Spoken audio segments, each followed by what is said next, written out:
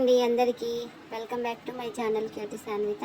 ఈరోజు అయితే నేను శనగపిండితో కొన్ని టిప్స్ పాటిస్తూ బజ్జి మిర్చి ఎలా చేసుకోవాలనేది చూపెడుతున్నాను. దీనికోసం 250 గ్రామ్ శనగపిండి జల్లెడ తీసుకున్నాను. దాంట్లోకి ఒక పావు కప్పు బియ్యం పిండి తీసుకున్నాను. బియ్యం పిండి అయితే కంపల్సరీ అండి, స్కిప్ చేయడానికి లేదు.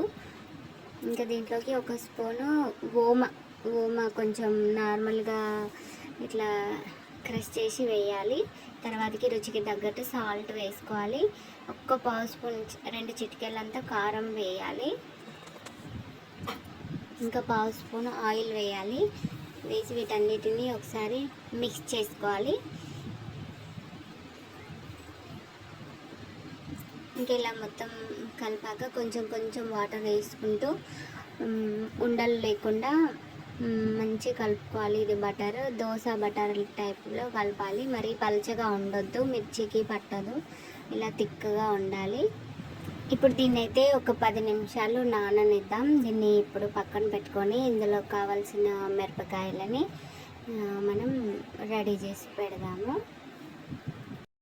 పావు కేజీ మిరపకాయలు తీసుకున్నాను నేను, లడ్డూవి, వైట్ కలర్వి. ఇందులో అయితే కొంచెం గింజలు తక్కువగా ఉంటాయి. ఇప్పుడు ఒక కప్పులోకి నేను ఒక స్పూను శనగపిండి తీసుకున్నాను. దాంట్లోకి ఒక పావు స్పూన్ సాల్ట్ వేసాను. ఇంకా ఈ రెండైతే మిక్స్ చేసుకోవాలి. తర్వాతకి ఆ మిరపకాయలను అన్నిటినీ చీల్చి కొన్ని గింజలు తీసేసి ఈ పిండిని అందులో అప్లై చేసుకోవాలి. ఇలా వేసుకుంటే కొంచెం తినేటప్పుడు బాగుంటుంది. అండ్ ఆ సాల్ట్ ఒకటే పెడితే ఏంటంటే ఆయిల్లో పడి చిట సౌండ్ వస్తుంది, ఆయిల్ మీద చిల్లుతుంది అనమాట. అందుకని చెప్పి ఇలా పిండి సాల్ట్ కలిపి పెడతారు. ఇంక ఇప్పుడు పిండి అయితే నానిపోయింది. దీంట్లోకి నేను ఒక చిటికెడు వంట సోడా, బజ్జీ సోడా తెలుసు కదండి, అది యాడ్ చేయాలి. మళ్ళీ ఒకసారి మొత్తము మిక్స్ చేసుకోవాలి మంచిగా.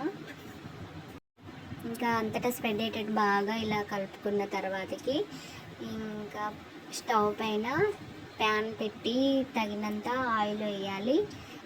ఆయిల్ మంచిగా వేడవనివ్వాలి. వేడైన తర్వాతకి ఇలా ఒక్కొక్క మిర్చిని ఇందులో ముంచి ఇక్కడ తీసేయాలి.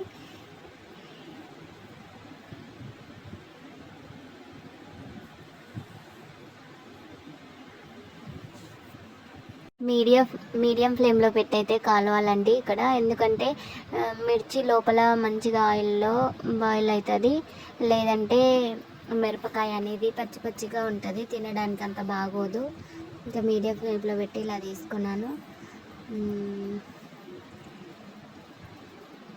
ఇలా ఒకదాని తర్వాత ఒకటి ఇంకా అలా మనం రెడీ చేసి పెట్టుకున్న మిరపకాయలన్నీ ఇలా ఆయిల్లో ముంచి తీసేయాలండి. ఇక్కడ ఒకటి ఏంటంటే నేను ఒక చేత్తో వేస్తే ఒక చేత్తో వీడియో తీసానండి, అందుకని అది ముంచి తీసేది అంత కవర్ చేయలేకపోయాను.